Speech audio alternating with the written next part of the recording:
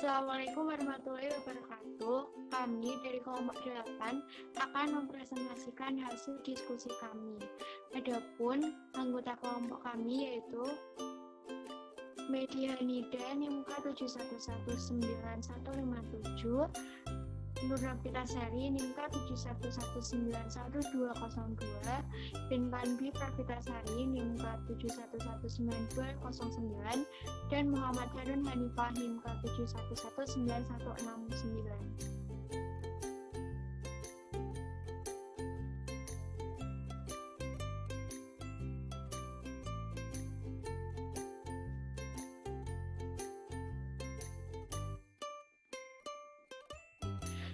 Untuk yang pertama adalah soal nomor 1.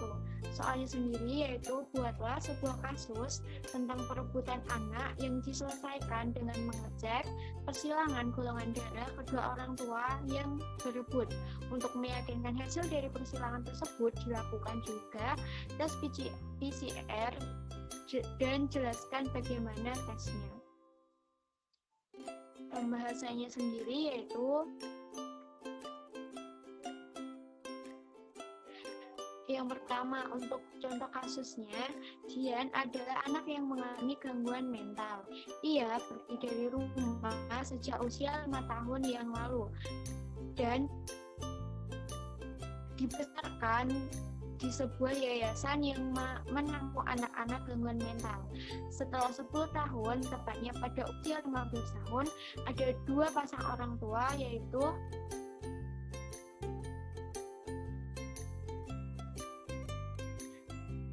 dengan Pak Slamet dan Ibu Kusuma serta Pak Yusuf dan Ibu Titi yang datang ke yayasan tersebut. Mereka merasa sebagai orang tua kandungnya. Adapun golongan Dian adalah O, Pak Slamet adalah O, Ibu Kusuma adalah A, dan adalah A.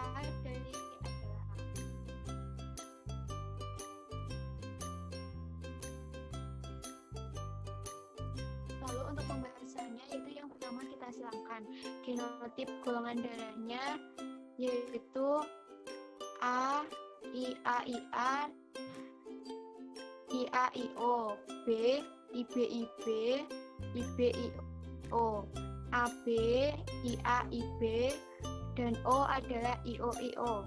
Yang pertama persilangan antara pasangan Pak Slamet dan Ibu Kusuma. P1-nya yaitu IOIO disilangkan dengan IAIB. G1-nya menghasilkan IO dan IA, IOIB. F1-nya IAIO yaitu golongan darah A, IBIO golongan darah B, IAIO yaitu golongan darah A, dan IBIO adalah golongan darah B. F1 ini adalah keturunannya.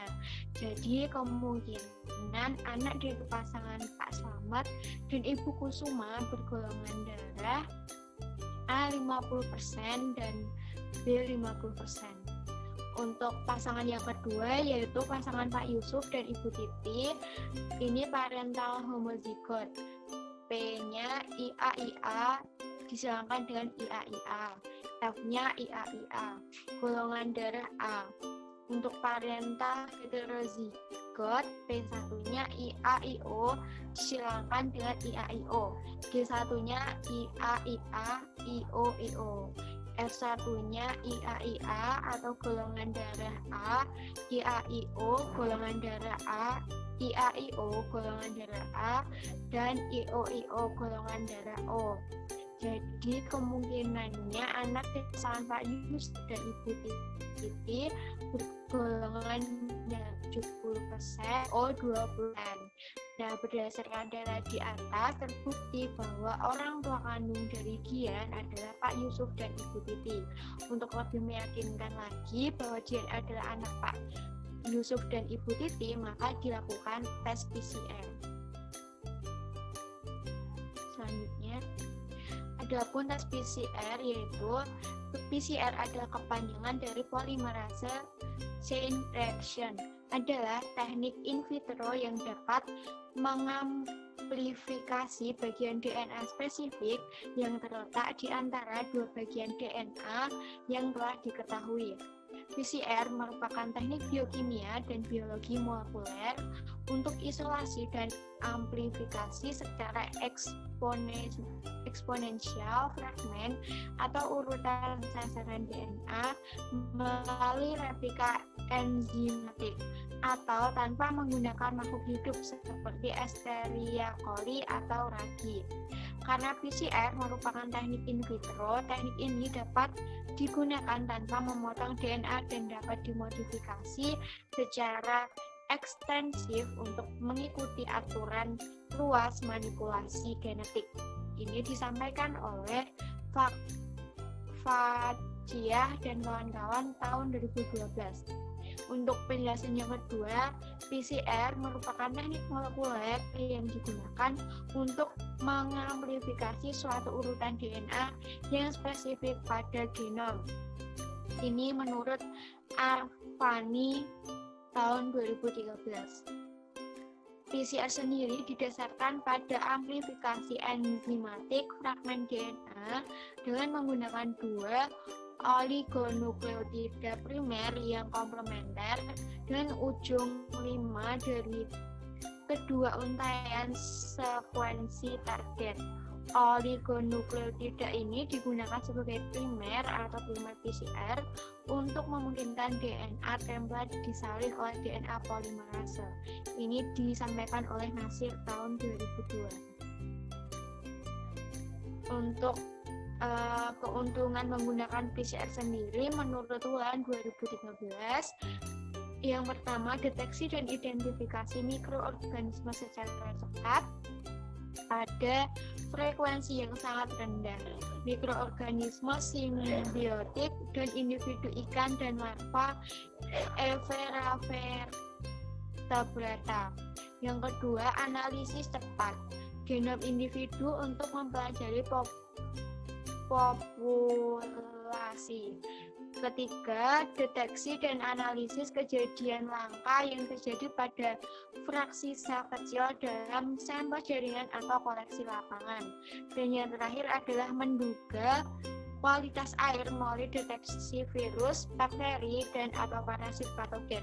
Keuntungan lain PCR adalah mengurangi keperluan kultur yang sering ditemukan untuk spesies atau jenis mikroba yang tidak dapat dikultur untuk kepentingan ekologi dan biokimia.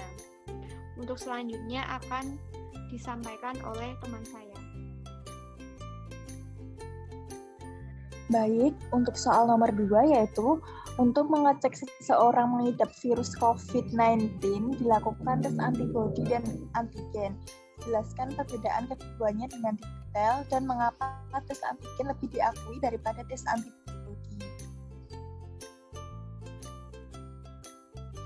Yang pertama, pengertian dari tes antibodi terlebih dahulu. Tes antibodi adalah tes yang digunakan menggunakan metode screening awal dengan tujuan untuk mendeteksi antibodi yaitu imunoglobin M atau IgM dan imunoglobin G atau IgG yang diproduksi tubuh untuk melawan virus corona. Antibodi ini akan terbentuk atau terlihat apabila terkena paparan virus corona atau SARS-CoV-2. Cara kerja rapid test antibodi COVID-19 sendiri yaitu yang pertama, sampel darah diambil dari ujung jari atau vena. Kedua, sampel darah diletakkan pada alat tes. Yang ketiga, cairan untuk mengidentifikasi antibodi diteteskan pada alat tes. Dan yang terakhir yaitu hasil tes dapat terlihat pada alat tes dalam 10-30 menit. Yang kedua, tes antigen. Tes antigen adalah tes diagnostik cepat atau biasa disebut dengan rapid swab PCR atau polymerase chain reaction COVID-19. Alat yang digunakan adalah COVID-19 ART-RESP strip. Antigen merupakan bagian patogen yang memunculkan proses imun. Cara kerja tes rapid antigen COVID-19 yaitu yang pertama, sampel lendir diusap dari hidung atau tenggorokan. Yang kedua, sampel dicampur dengan cairan lisis. Yang ketiga, sampel dilakukan pada strip, kartu, atau kaca preparat yang mengandung reagen. Dan yang terakhir yaitu antigen virus dideteksi berdasarkan tingkat fluoresensi pada sampel.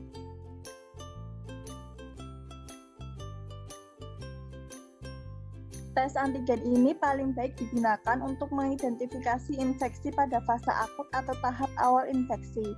Tes ini merupakan teknologi membranan nanopartikel koloidal emas yang menggianalan antibodi monoklonal untuk mendeteksi presensi dari nukleoprotein antigen virus COVID-19. Perbedaan tes antigen dan tes antibodi. Yang pertama, dari sampelnya. Tes antigen ini sampelnya diambil dari lendir dalam hidung atau tenggorokan, sedangkan tes antibodi pengambilan darah dari ujung vena atau jari. Yang kedua, metode deteksi. Tes antigen mendeteksi antigen atau protein virus, sedangkan tes antibodi mendeteksi antibodi atau IgM dan IgG. Yang ketiga, akurasi. Tes antigen hasil positif biasanya sangat akurat. Apabila negatif, harus dikonfirmasi oleh RT-PCR. Sedangkan tes antibodi kurang akurat, yaitu tingkat akurasinya itu paling rendah 18%. Yang keempat, diagnosa. Tes antigen identifikasi virus COVID-19 aktif, sedangkan tes antibodi proses screening awal. Yang kelima atau terakhir yaitu interpretasi hasil. Tes antigen virus corona aktif itu positif apabila tidak terjadi infeksi atau antigen tidak terdeteksi atau negatif. Sedangkan tes antibodi manusia menunjukkan jika seseorang pernah terinfeksi virus corona.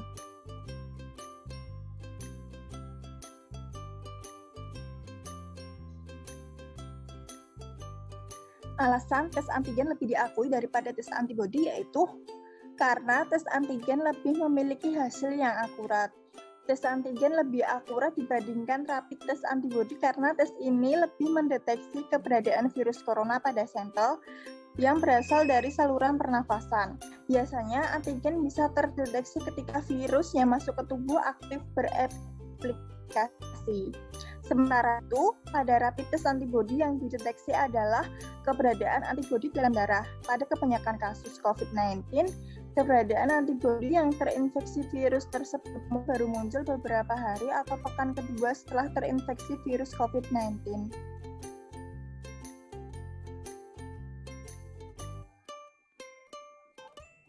Selanjutnya akan dijelaskan oleh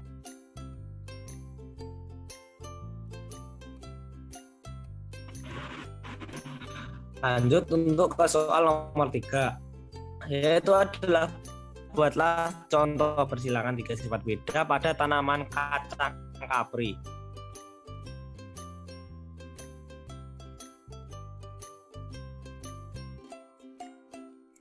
Yaitu menggunakan persilangan trihybrid atau 3 sifat beda menggunakan objek yaitu kacang kapri. Yang pertama, kacang kapri pertama 3 sifatnya itu bertinggi, berbiji bulat, dan berwarna kuning. Sedangkan kacang kapri kedua berciri-ciri pendek, bijinya kisut, dan warnanya hijau. Untuk P1-nya yang pertama mewakili kacang kapri yang tinggi, biji bulat, dan warna kuning yaitu TT besar, KK besar, BB besar. Dan disilangkan dengan TT kecil, KK kecil, BB kecil yaitu adalah kacang kapri pendek, biji kisut, dan warnanya hijau. Untuk gametnya diketahui TKB besar yang disilangkan dengan TKB kecil. Untuk F1-nya didapat T besar T kecil, K besar K kecil, B besar B kecil dengan fenotip itu adalah kacang kapri yang tinggi, kuning, dan bulat. Nah, dari F1 disilangkan kembali dengan F1 untuk mendapatkan P2-nya yaitu T besar T kecil, K besar K kecil, B besar B kecil disilangkan dengan T besar T kecil, K besar K kecil, B besar dan B kecil. Dan diperoleh gamet yaitu T besar K besar B besar, besar K besar B kecil, T besar K kecil B besar, T besar K kecil K kecil, T kecil K besar B besar, T kecil K besar B kecil, T kecil K kecil B besar, T kecil K kecil B kecil. Lanjut.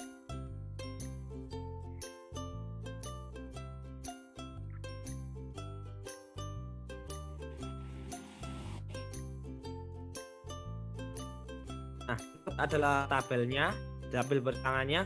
Dari tabel tersebut setelah disilangkan antara P2 dan P2-nya terdapat diketahui bahwa hasilnya adalah sebagai fenotip yang tinggi, bulat, biji bulat dan berwarna kuning sebanyak 27 dan kacang kapri yang tinggi, bulat, yang berbiji berwarna hijau sebanyak 9, tinggi, berbiji kisut dan berwarna kuning juga sebanyak 9, yang pendek, berbiji bulat, berwarna kuning juga ada 9, tinggi, berbiji kisut, berwarna hijau ada 3, berbiji bulat, berwarna hijau ada 3, pendek, berbiji kisut dan berwarna kuning ada 3, dan yang terakhir adalah pendek yang berbiji kisut dan berwarna hijau hanya ada 1.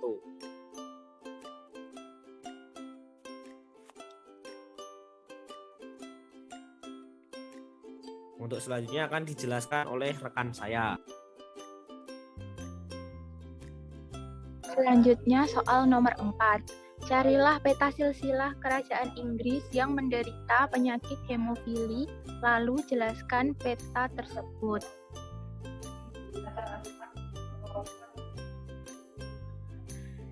Hemofilia merupakan kondisi kelainan darah yang sulit untuk menggumpal atau membeku karena tubuh kekurangan protein pembekuan darah.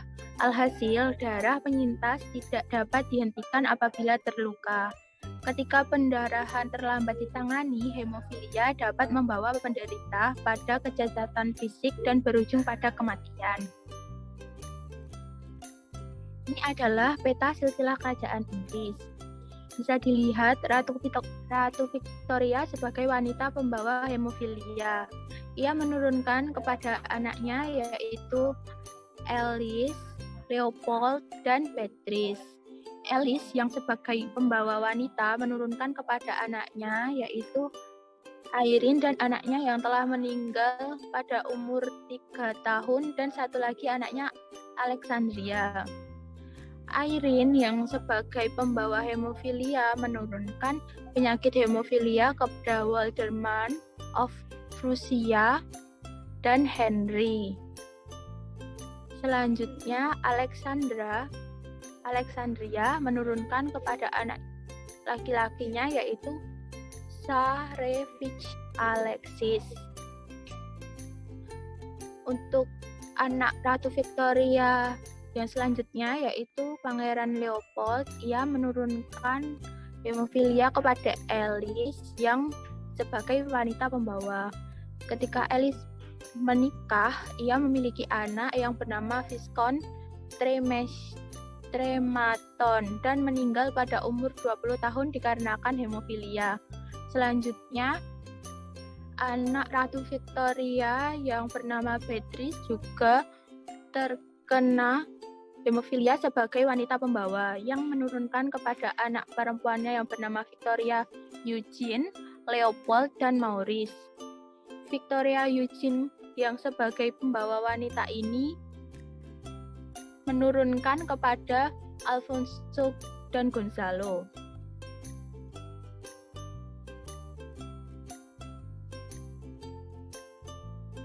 Penyakit ini mendapat julukan penyakit kerajaan.